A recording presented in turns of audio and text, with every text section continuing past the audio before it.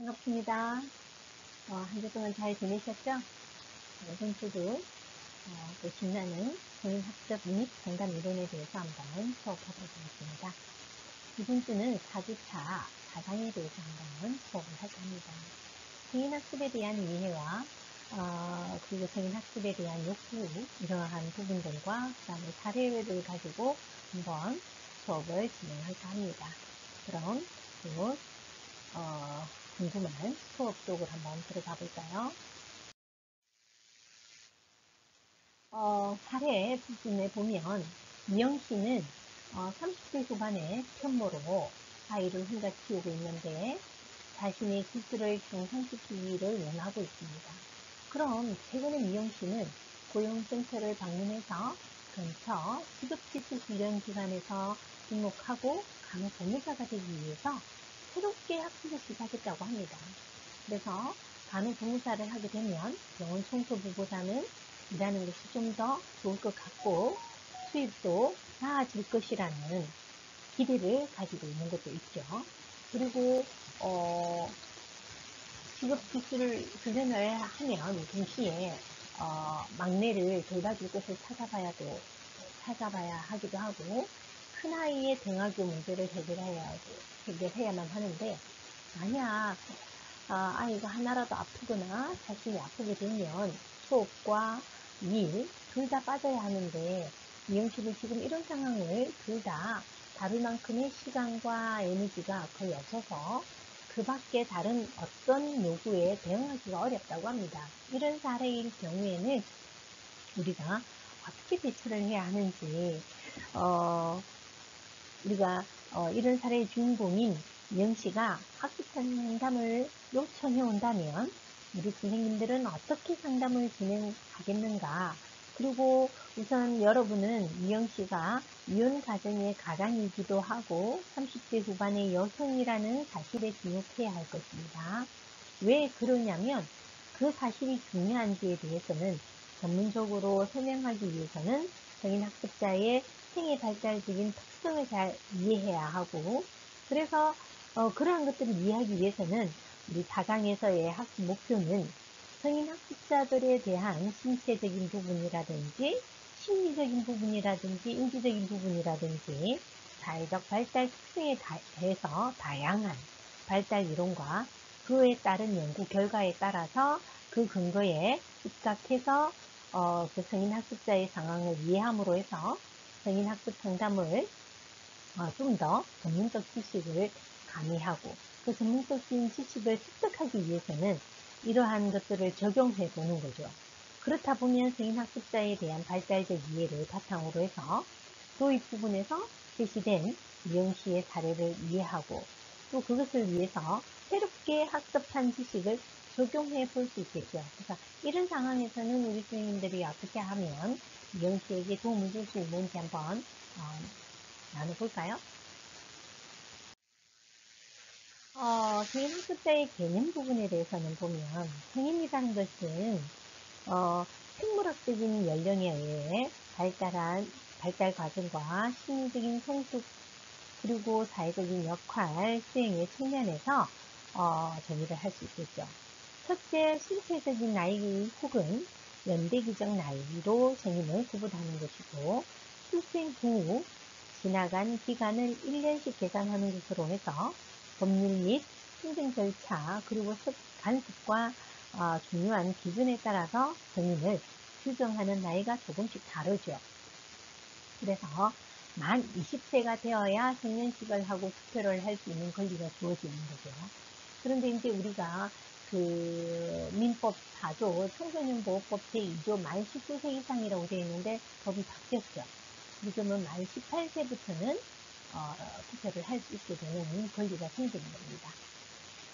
그래서 우리나라의 경우에는 이렇게 법이 정해져 있긴 하지만 지금 변했다는 거. 그리고 생물학적 나이는 개인의 생물학적, 심리적인 성숙과 수준과 신체적 건강 수준을 말하는 겁니다. 그래서 그러한 것들이 사실상 임신이 가능한 나이냐, 생물학적으로 생리를 하게 되고 2차 성장이 일어났느냐, 뭐 이런 것들로 생물학적 나이를 나눌 수 있겠죠. 그리고 생물학적 나이는 개인의 신체적 활격 정도를 나타내기 때문에 연대기적 나이가 많더라 하더라도 생물학적 나이가 적으면 그만큼 수명이 길다. 그래서 이렇게 이러한 방법들로 성인을 구분하고 있고요. 세 번째는 어떤 내용이 있는지 한번 살펴볼까요? 세 번째는 심리적인 나이인데, 신체적 나이가 증가함에 따라서 심리적 성숙과 적응이 이루어지면서 자신의 삶의 발달 단계를 자각하는 나이를 주관적으로 느끼는 나이라고 할 수 있습니다.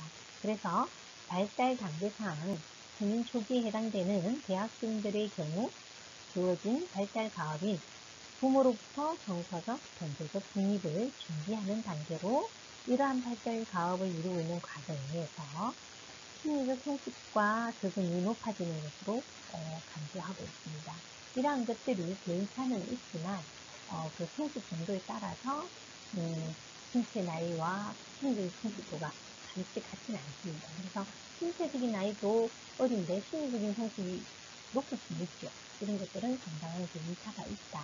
그리고 사회적 나이를 보면 개인이 속한 사회에서 간접적으로 규정되는 나이죠. 성인은 그가 속해 있는 사회의 가업을 수행할 수 있으며 사회의 내적 생활이나 외적인 행동에 대해서 어느 정도 책임을 질 수 있다는 자각 정도에 따라서 성인을 바라보는 관점이 사회적인 나이다. 그래서 교육을 받을 시기라든지 결혼 시기라든지 출산 시기 그리고 취업의 측정기 이러한 것들을 성인의 수준이다 성인을 나눈다 라고 할 수 있는 거죠. 그래서 성인은 사회적 나이에 따라서 지위가 결정되기도 하고 자신에 대한 기대감이 다르기도 합니다. 이러한 것들이 20대, 40대, 60대는 각기 다른 역할과 행동을 요구받게 되는 거죠. 그래서 사실 사회적 나이 이런 것들이 개인이 속한 사회, 만약에 우리가 60대를 성인 학습자로 볼 수 있다, 20대를 성인 학습자로 볼 수 있다, 이렇게 할 수 있겠죠. 지금 현재는, 지금 오늘날은 사실은 60대, 50대 이상부터 60대 이상, 이렇게 성인 학습자로 보는 것이 조금 더 편리할 수 있겠죠. 우리 수준에서 생각한다면. 두 번째, 학습자로서의 어떤 성인의 특성에 대해서 한번 살펴보도록 하겠습니다. 학습자로서의 성인의 특성에 관해서는 성인의 특성을 요약하면 첫 번째, 성인 학습자는 대체로 자신의 잠재력을 개발해서 자아 실현을 하기 위한 학습이라고 말할 수 있겠죠. 그리고 두 번째는 성인들은 여러 가지의 발달 가업을 수행하기 위해서 또는 인생 주기의 전환적인 단계에서나 뜻하지 않는 인생 사건이 발생했을 때 이에 적응하기 위해서 자신에게 필요한 학습을 한다고 합니다. 방금 우리 앞서 사례에서 말했던 이런 시처럼 인생 주기적 전환, 이혼이라는 인생 주기의 전환적인 단계에 있다고 보시면 되겠죠. 그래서 홀로 아이를 키우기 위해서는 영혼에서 통과하는 것보다는 조금 더 어떤 전환을 이뤄서 간호조무사로서의 어떤 역할을 하면 좀 더 불구속으로 안정되거나 그리고 직업적으로도 좀 안정감을 가지면서 아이들을 케어하기 위해 적절하지 않을까라고 생각하는 전환적 단계라고 보시면 되겠죠. 그래서 나에게 필요한 단계다라고 인식하는 거죠. 이런 것처럼 우리는 인생을 살아가면서 전환기를 맞이하게 되는 거죠. 어떤 특별한 이벤트를 통해서 자신의 생각이라든지 행동이 변화할 수 있다는 거죠. 그리고 성인 학습자는 선택적으로 학습에 참여하고 그리고 최선을 갖고 학습 활동의 계획이나 실천에 기본적인 책임을 지니고 있는 자기 주도적인 학습 방향을 지니고 있다는 거죠. 교수자가 학습자의 어떤 계획이라든지 이런 것을 너무 규제하거나 제한하거나 이런 것이 아니라 스스로 어떠한 그런 것들을 선택할 수 있고 책임을 질 수 있는 자기 주도적인 학습 경향을 지녔다는 것이 성인 학습자의 특징이라고 할 수 있겠습니다. 그리고 성인 학습자들이 학습에 대한 목적은 스스로 배움의 의지를 갖고 시작하기 때문에 학습을 통해서 자신이 가지고 있는 부족한 것을 좀 보완하고 그리고 잘못된 것을 교정하고 새로운 것을 보강해 나가는 과정에서 얻어지는 상황 대처 능력과 자신과 타인과의 관계를 맺는 능력, 그리고 개인적 사회적 책임을 질 수 있는 능력을 기르는 거죠. 이미 그러한 능력이 있긴 하지만 그것을 좀 더 발전시키고 강화해서 자기가 살아가는 데 있어서 도움을 받고자 하는 부분입니다. 그리고 다섯 번째는 학습자는 학습자는 아동 청소년과 달리 다양한 학습 경험과 인생 경험을 가지고 있고, 그러다 보니까 그 학습에 참여하는 그래서 학습에 참여하기 때문에 이들이 학습하는 동기나 학습의 성과는 단순히 지식을 획득한다든지 직업적인 어떤 필요성뿐만 아니라 자신의 내면적인 어떤 성숙과 성장까지도 포함해서 그것을 얻고자 하기 때문입니다. 그래서 어쩌면 아동과 청소년의 어떤 교육자보다는 성인 학습자의 어떤 교육이 훨씬 더 욕구 부분이라든지 성취하고자 하는 것들이 쉽지 않다는 거죠. 그런 것들을 감안해서 성인 학습자들을 상담해야 한다, 이라는 내용을 내포하고 있습니다. 이러한 특성을 알면 성인 학습자의 욕구라든지 학습의 목표라든지 어떤 프로그램을 만들어낼 것인지에 대한 가드라인이 생기기도 하죠. 그래서 성인 학습자의 특성을 이해하는 것이 중요하다라고 할 수 있겠습니다.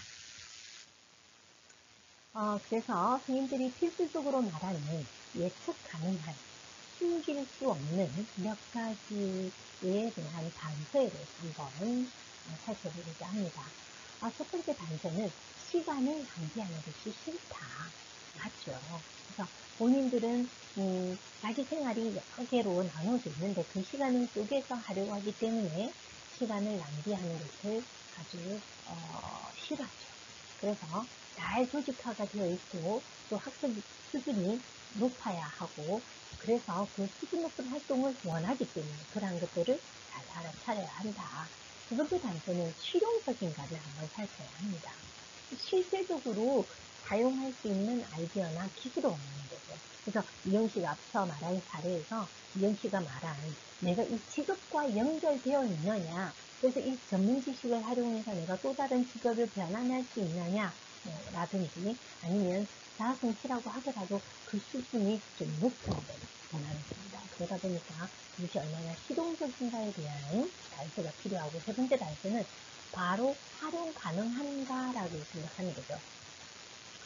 그냥 자격증을 취득했을 때 일반적인 어떤 그냥 단순 모터에 관련된 자격이 있다라고 한다면 그것을 사용하기는 어렵고, 지금처럼 직업과 연결되어서 바로 활용한가를 살핀다는 거죠. 그래서 자신의 일과 학습이 연결되고 기존의 일과 관련되는 새로운 추가 학습을 원한다는 겁니다. 그래서 그러한 단서들을 살펴서 성인 학습자들이 원하는 그런 욕구를 채워줄 수 있겠죠. 단서 네 번째를 보면 얼마나 학습자에게 적합한 것인가. 그래서 학습 내용 자신의 상황과 얼마나 관련이 있고 그것이 적절한가. 그리고 특정 환경에 적용하는 방법이 그 적용 어떤 관계성을 알고자 하는 것들이죠. 그래서 얼마나 학습자에게 적합한가. 그것이 단서 네 번째가 되겠죠. 그리고 단서 다섯 번째는 누가 그런 말을 하는가, 그리고 누가 이것을 더 좋다고 하는가. 그래서 주어진 아이디어에 대해서 기재하는 이론과 연구들에 대해서 궁금해한다는 거죠.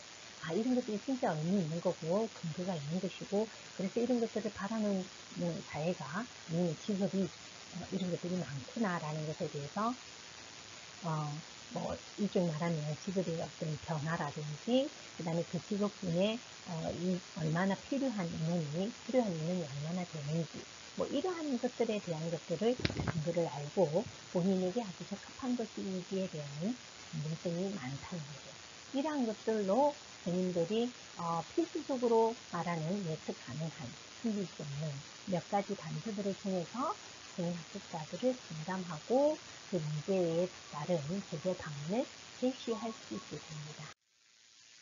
그리고 단서와 첫 번째를 보면 어떻게 하는지를 보여주는 거죠. 그래서 우리가 어떤 학습을 할 때 그 내용에 대해서 모델링이 될 수 있도록, 그래서 학습자는 그 교수자가 하는 형태를 보고 정확하게 배우고자 하는 거죠. 이론적인 어떤 내용만 배우는 것이 아니라 실질적으로 할 수 있는 것에 대한 작동에 대해서, 그래서 그 작동이 그 다음에 어떤 과정을 거치고 그러한 것들이 실제 자신이 직접 경험해보는 것, 그래서 실습하는 것이 중요하다는 거. 그리고 7번째는 전문가를 만나고 싶어 합니다. 그래서 중요한 자격이 있는 전문가를 원하기 때문에 그 전문가의 경험을 토대로 해서 이 직업군이 아니면 이 학습이 얼마나 중요한가를 본인이 직접 느끼고 싶어 합니다. 그래서 전문가를 직접 만나는 어떤 시스템도 있으면 좋겠죠. 교수자가 또 전문가이면 더 좋겠죠. 그리고 단서 8번째를 보면 제가 직접 찾아보고 싶습니다. 말 그대로 학습자가 직접 그 책이나 논문 그리고 혹은 자료 온라인을 통해 조사를 하기를 원하죠. 실제로 우리가 알려주기는 해도 그 어떤 사이트라든지 이런 걸 안내해서 학습자가 직접 참여하고 알아보고 그래서 그것을 느낄 수 있도록 만들어주는 그런 것들이 필요하다.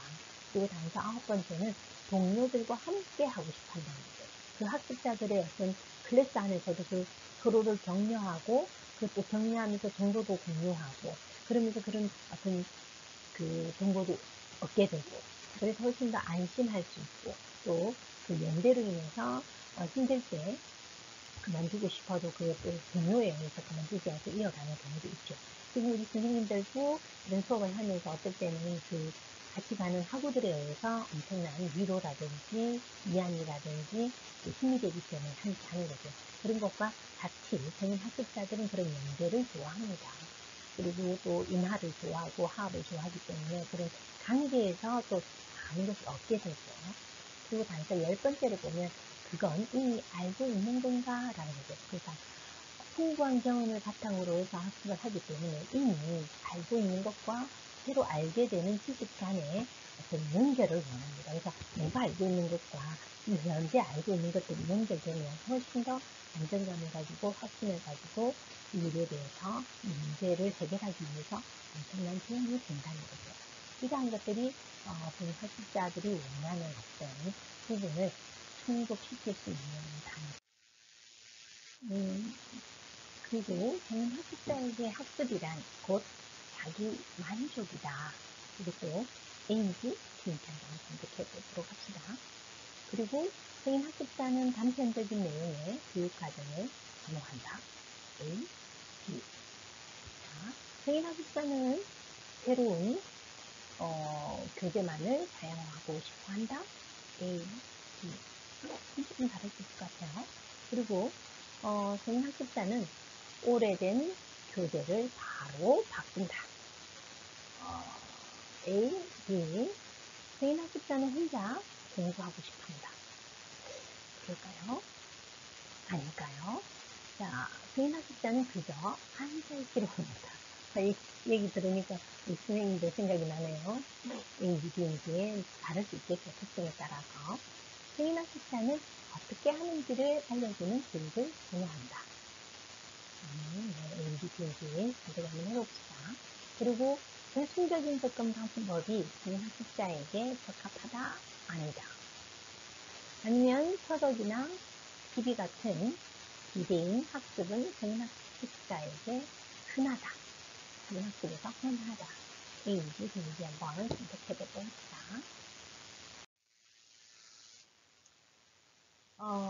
이제 모든 거 다 선택해보셨을 거라고 생각하고요. 다음 시간에 우리가 그 부분에 대해서 한번 확인해 보도록 합시다.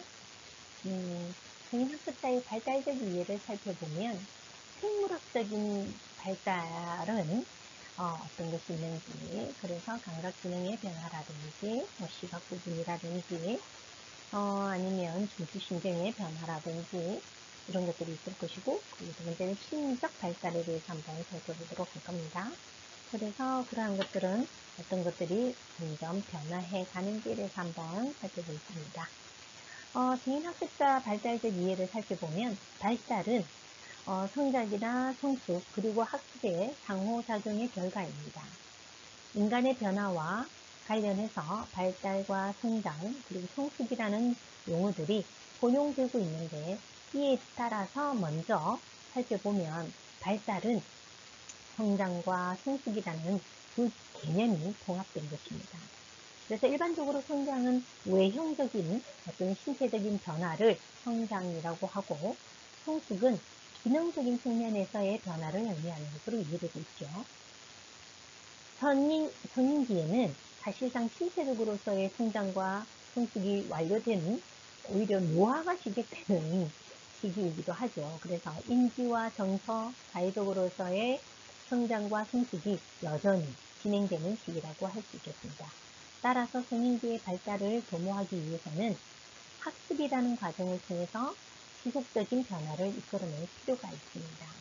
그래서 인간을 이해하고 그 전생의 발달의 관점에 따라서 발달 심리학이 나타나기도 하죠.